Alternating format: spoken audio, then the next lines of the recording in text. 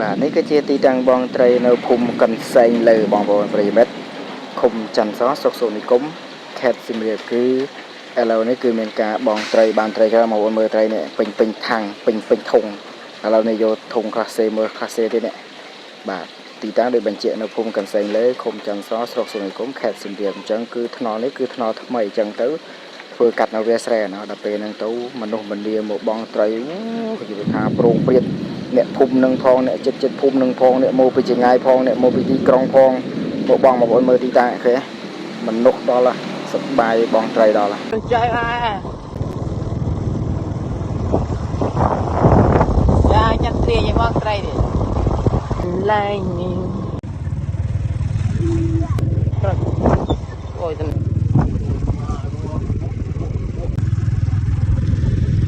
ៅបានហើយជីដល់លេងពួក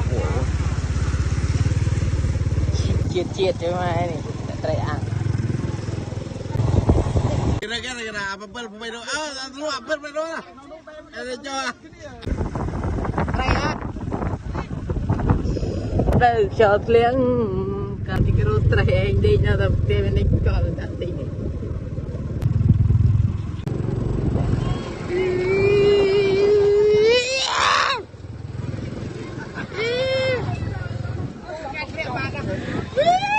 បាយchơi màมันbong gì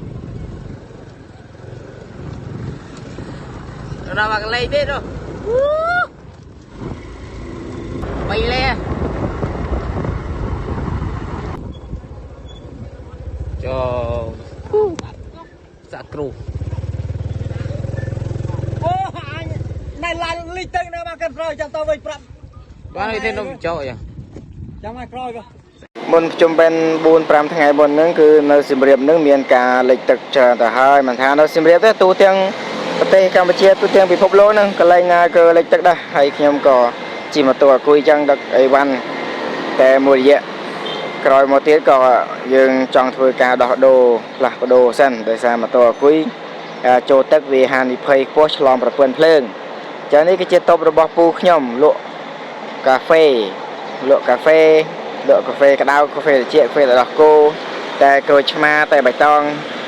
មានមួយសេតបងនៅខាងភ្ញាជ័យសង្កាត់ស្វាយដង្គមក្រុងសៀមរាបខេត្តសៀមរាបបាទគឺលិចទឹកអស់ហើយតបរបស់គាត់ហើយមីងគាត់នេះលក់បបរអញ្ចឹងទៅខ្ញុំក៏ជិះម៉ូតូអង្គុយមួយរយៈឥឡូវដូរមកជិះម៉ូតូសាំងវិញឥឡូវព្រឹកនេះដូរព្រាមសិនហ្នឹងជៀសវាងការលិចទឹកតាមដងផ្លូវធ្វើឲ្យម៉ូតូយើងលត់អញ្ចឹងដូរប្រេងម៉ាស៊ីនរៀបចំឲ្យស្អាតដើម្បីធ្វើការជិះ